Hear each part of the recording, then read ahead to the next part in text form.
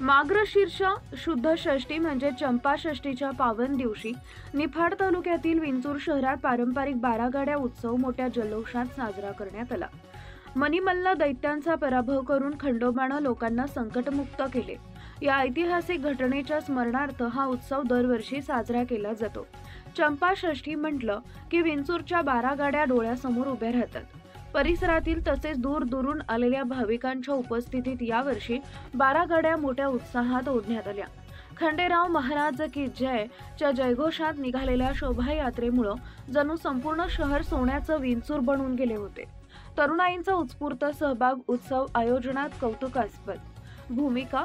यंदाच्या उत्सवात विशेष सर्वात बाब म्हणजे तरुण पिढीचा उत्साहपूर्ण सहभाग। त्यांनी संपूर्ण नियोजन अत्यंत शिस्तबद्धपणे आणि यशस्वीरित्या पार पाडले। यावर्षी नवरदेव म्हणून 12 गाड्या ओढण्याचा मान सुनील रमेश सोनवणे यांना मिळाला। संस्कृती जपण्याचा असा पुढाकार तरुणाईनं कायम ठेवला असं मत ज्येष्ठ जाणकारांनी व्यक्त केले। विंचूर शहरातील मुख्य रस्त्यांवरून आकर्षक वाद्यांसह भव्य शोभायात्रा काढण्यात आली, तर शाळेच्या मैदानावर भरलेल्या मोठ्या जत्रेत राहट पाळणे, ब्रेक डान्स, विविध मनोरंजन खेळ तसेच मिठाईची अनेक दुकानं यामुळे वातावरण अधिक रंगतदार झाले। विशेषतः विंचूरची प्रसिद्ध जिलेबी विकत घेण्यासाठी नागरिकांनी मोठी गर्दी केली होती।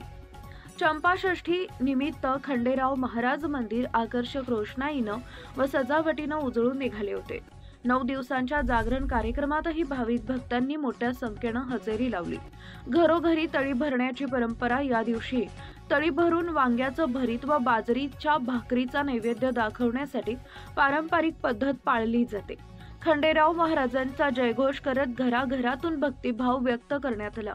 याच दिवशी चातुर्मासाची समाप्ती होत असल्यानं उत्सवाला अधिक धार्मिक महत्त्व लाभते।